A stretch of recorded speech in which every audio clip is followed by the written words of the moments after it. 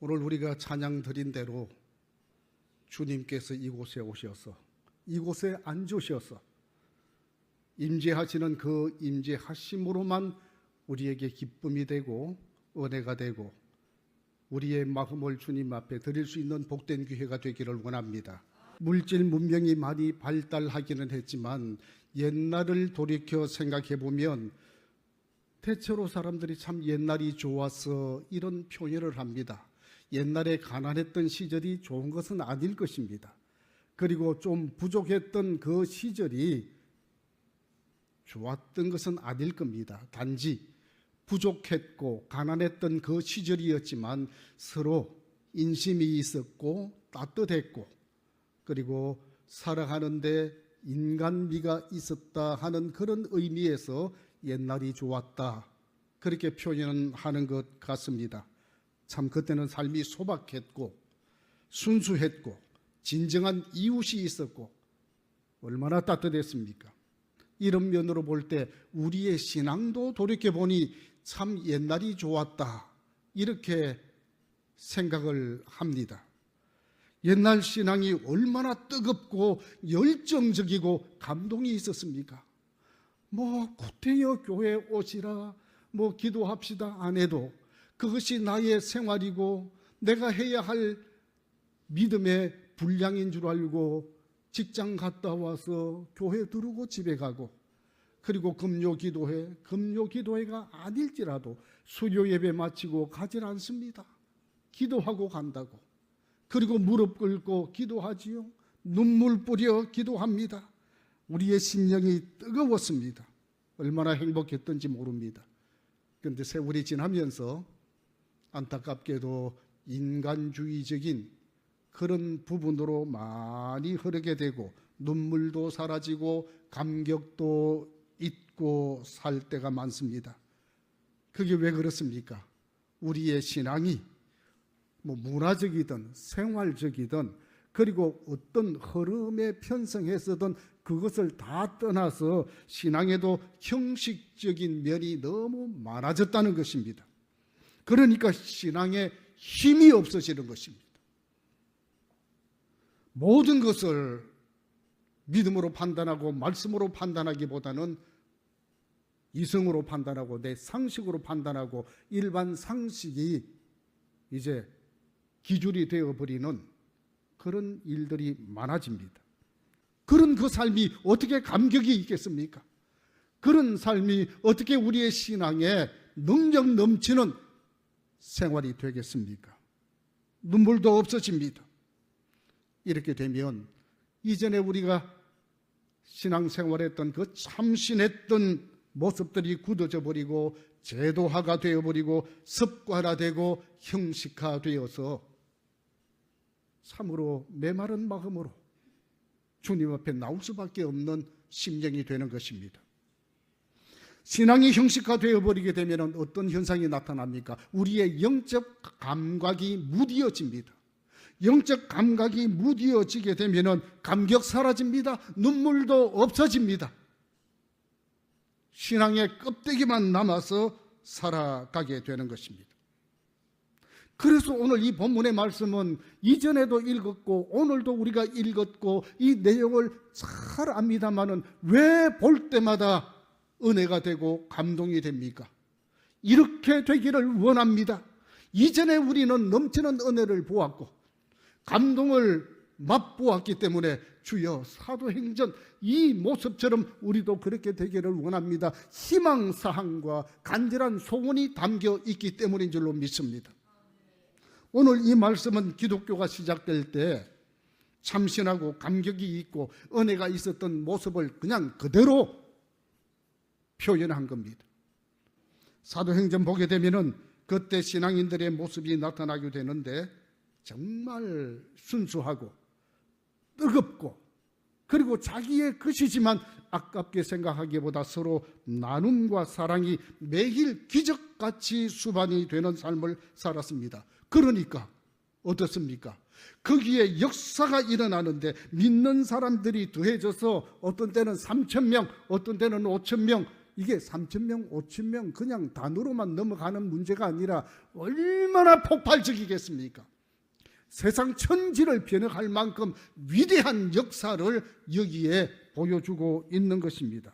그리고 수다한 무리들이 믿겠다고 다 주님 앞으로 찾아 나왔습니다. 오늘 성경을 보면은 그때는 날마다 모였다고 했습니다. 누가 억지로 오라, 뭐 어떤 시스템에 의해서 남성교회, 여전도회, 뭐 어떤 재직회 이런 것 때문에 오라, 이거 아닙니다. 그렇지만 그들은 모였고 하나님의 임재를 경험을 했고 모이면 음식을 나누었다고 했습니다. 모였으면 찬양을 했습니다. 얼마나 감동이 있었겠습니까? 이런 교회의 모습이 우리의 교회의 모습이 되기를, 말씀을 통하여 여러분 기도 제목이 되기를 주의 이름으로 축원합니다. 우리는 이 감격을 회복해야 합니다. 그래야 잃어버린 성령의 임재를 경험하게 되고, 그래야 우리의 신앙이 일어나게 되는 것입니다. 그렇게 살아가는 곳에는 성령의 기적이 분명 일어나는 것입니다. 신앙갱신은 그렇게 잃어버린 감격을 되찾고 무뎌진 감각을 되찾자고 하는 것이 신앙갱신입니다. 그것이 운동이면 운동이 될 수 있는 것입니다. 그렇게 하려면 몇 가지 선행 조건이 있습니다. 첫째는 하나님의 음성을 꾸준히 듣는 생활을 하셔야 합니다. 신앙생활은 영적 생활 아닙니까? 영적 생활입니다. 하나님의 음성을 매일 듣는 삶입니다. 여러분 아침에 식사합니다. 점심에 식사합니다. 저녁에 식사합니다. 그것만 합니까? 간식도 잡수입니다.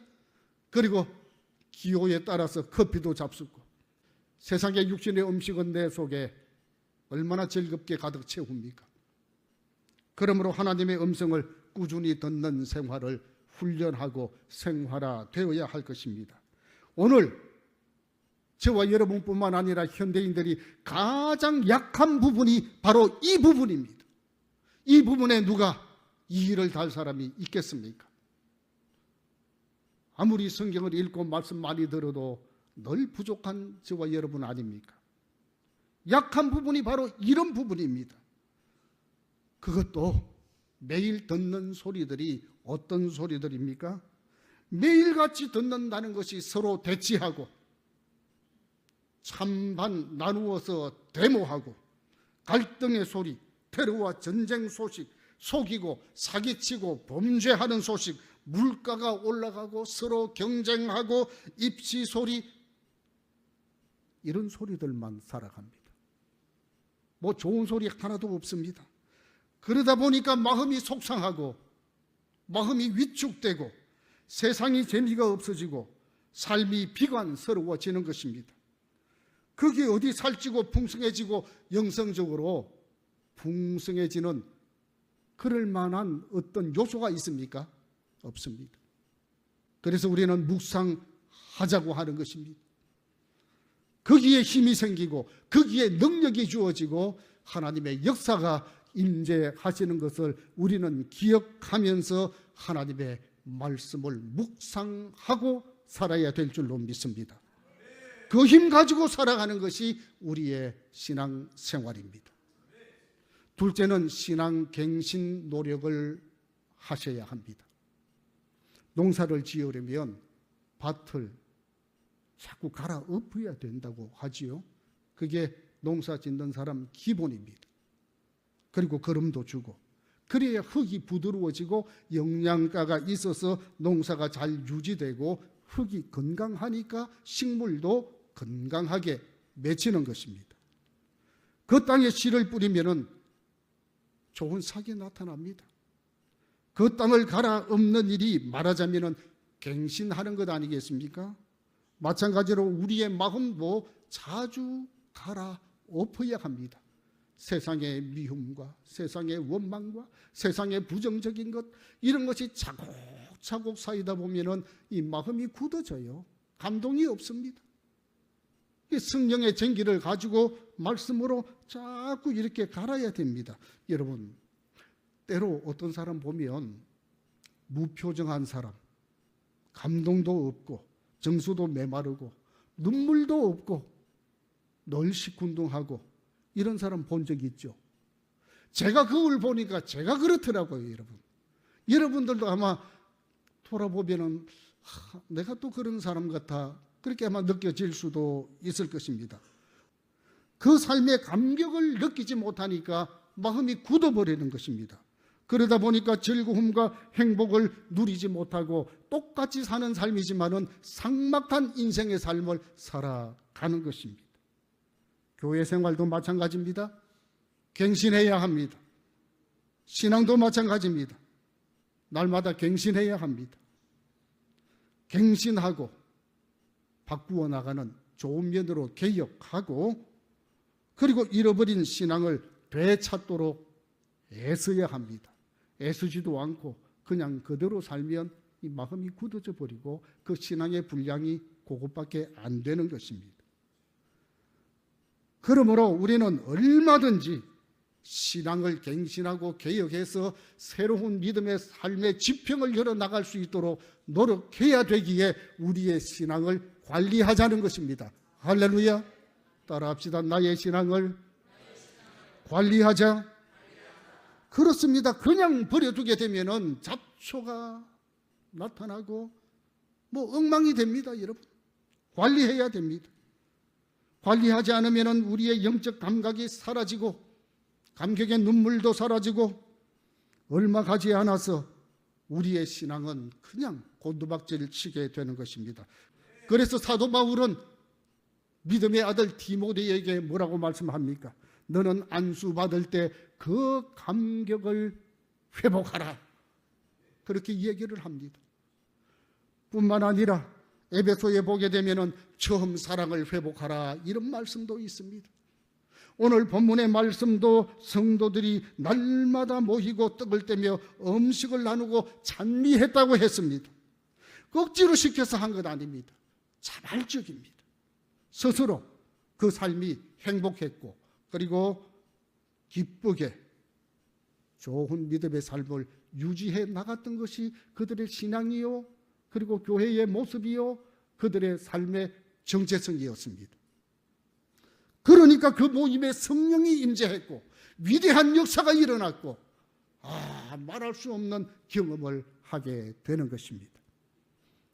그리고 믿는 사람이 많아졌습니다.